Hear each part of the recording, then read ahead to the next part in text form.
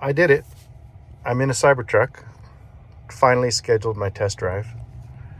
I have to say, I'm not very impressed by this truck. A lot of reviews were saying it's quite smooth and comfortable and quiet. Somebody even said it was as quiet as a Model X.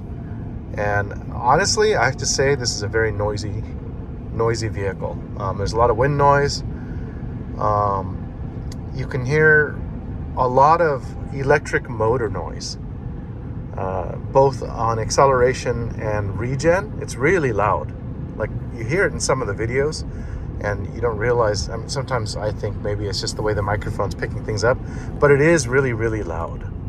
And I have to say, it's pretty intrusive. With the stereo on, it's not too bad. A lot of people said that the stereo in this is better than the Model S and Model X, and I don't really think so. I think it just has more bass. But this truck has a lot of rattles in the front, rattles in the back. It's a demo truck.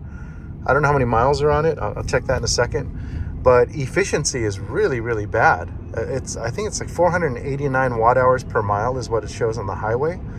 I took it for a brief run on the highway, and it's okay. I mean, I could see that you probably get under 200 miles of range with this thing, at least on the display. I'm thinking you'll get like maybe 125, 140 real world, because my car says like 276 or something at full charge, and at 100% charge. I have the Model X Plaid, and I'm lucky to get 200. By the way, I'm not looking at my phone while I'm doing this. I'm just holding it. The car is very utilitarian. It's really plain. Let me get to the efficiency here. Trips. So 490 watt hours per mile, over 14 miles. Lifetime. I guess there is no lifetime. Seems like it's averaging 4 something. But that's pretty bad.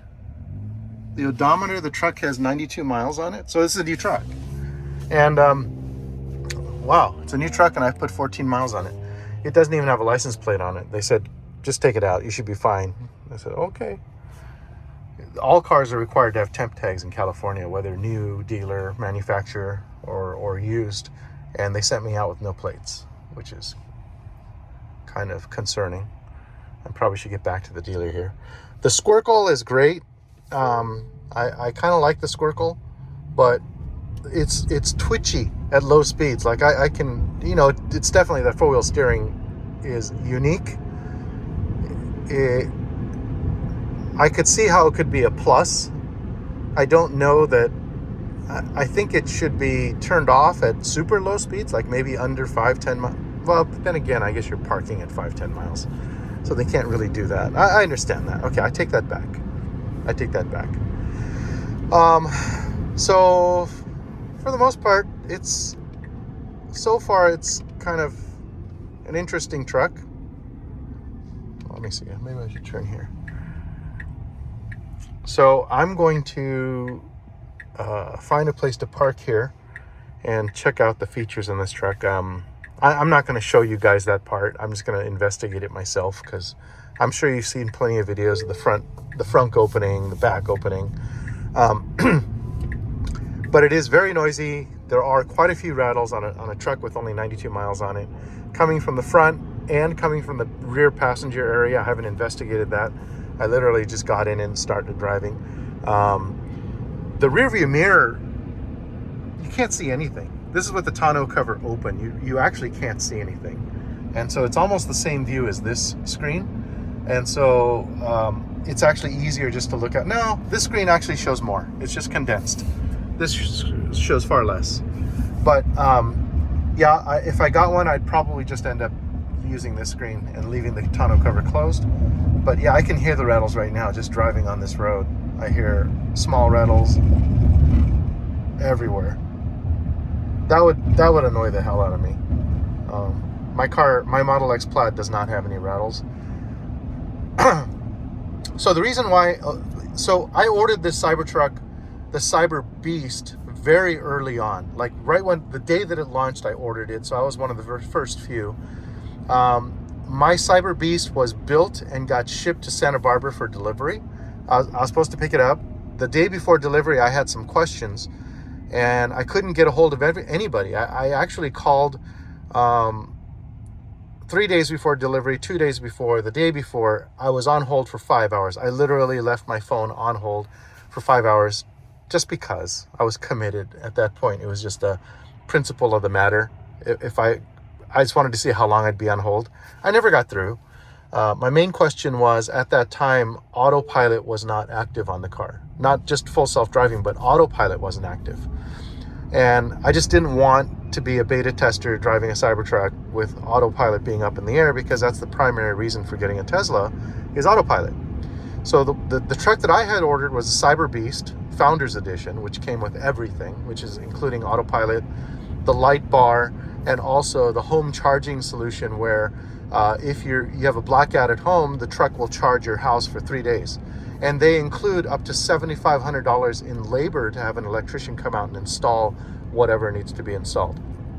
That was all part of the $120,000 Cybertruck package. And now, since then, they've switched from Founders Edition to regular production. So that's not included. There's no light bar. FSD is not included. And you don't get the fancy Founders Edition badging. But the truck is $20,000 cheaper. So at the time the truck was supposed to be delivered, it was sitting on the ground in Santa Barbara. I had a $1,000 deposit on it, which is non-refundable. And I couldn't get my questions answered, so I actually canceled the order. I passed on it because I just didn't want to be in that position where autopilot was not going to be active for a year, and I'm driving this truck, and what's the point? I don't even think adaptive cruise was working at that point. There were no parking assist features. There's no, nothing was working. They didn't activate anything at that time. And so I passed on it. And I also have a Ford F-150 Raptor, a 2019 Raptor, and I placed an order for a Raptor R. And again, I'm super early on that. I've been waiting 2.5 years for that truck, and I still don't have it. I've been told I'm supposed to have it next month, but it's not even in production. So I'm kind of getting sick of waiting for that. My 2019 Raptor it's the longest I've ever owned a truck or a car. I've never owned a car that long. It's got 50,000 miles on it. It's now 5 years old. It's showing age. It's been a great truck. I love the truck, but I don't want to be sitting on that truck forever. And I'm ready to move on. So let me try this Squircle rear wheel steering business here. Whoa, it turns tight. It's pretty impressive. Holy cow. It actually is very impressive. This wow. Okay, enough of that. I'm impressed with the Squircle thing. I mean the rear wheel steering thing. That's pretty cool. But anyways, so I canceled it. I have my Raptor R in order. It's now been 2 or 3 months since I canceled the Cybertruck. And so it's now November 15th, 16th. And by the end of December, I'm thinking I could use another tax deduction, a Schedule 179 tax deduction. So I'm now open to the idea of getting a Cybertruck and just passing, or just keeping the Raptor R order alive. Maybe I'll take the key just in case.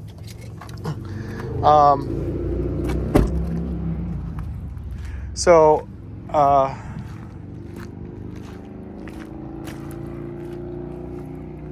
I'm just looking at the truck here. I'm sorry, you guys. So I'm thinking about keeping the Raptor R order alive. Oh, this is a foundation. So it's got that. This door just does not fit. And this, it's not bad, but you see there's like waviness on the panels. It's not terrible. I open the back, it's got the wheel covers in it, so I guess the wheel covers are available now. I know these were redesigned and they weren't delivering them with the trucks for a while, so it looks like they're available now, because this one has it in the back. Let's see. Let's open the tailgate. And I don't know if this goes up.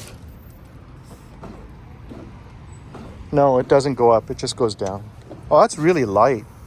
My Raptor has the built-in steps, so it has a really heavy, I don't know what that is. It's got power outlets in the back. Looks like 220 and 240 and 120.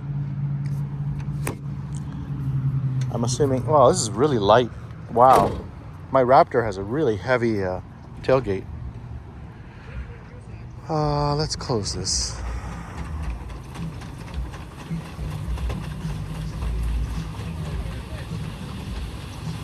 That's kind of neat. Okay, so anyways, I'm gonna go back in the truck here. Yeah, that's so new, they haven't even done pre-delivery inspection. Yeah. Yeah, go ahead. Sure, of course. You just want to look inside? Yeah, go ahead, no problem. Knock yourself out. It's pretty cool, huh? All right, so I guess that's one of the things you deal with the Cybertruck. I'm pretty late to the game here. They've been around a while, but he looks pretty excited. Anyways, yeah, so I'm open to the idea of getting a Cybertruck. I'm really undecided after test driving this thing whether this is worth the move. On the plus side, it's a Tesla, so it has fantastic autopilot. FSD is now implemented in here. Everything, all that stuff works. It's reasonably comfortable. It's reasonably quiet. The rattles, I could do without. I'd be really pissed off if this were my freshly delivered Cybertruck and it had rattles. The dual motor Cybertruck, not the Cyber Beast, the dual motor Cybertruck is very, very slow. And, of course, because I have a Model X Plaid, and that doesn't really compare to this truck. The Plaid is neck snapping. This is just quick because of the weight. I'm assuming the tri-motor is much quicker, but probably has the same effect. It's quick, but not that quick compared to a Plaid. So, I'm not getting rid of my Plaid. If anything, I may replace it with another Plaid, Model X. But I just need a truck because I actually use a truck as a truck. And, in fact, that was my whole idea of test driving this thing, is to see if this is useful as a truck.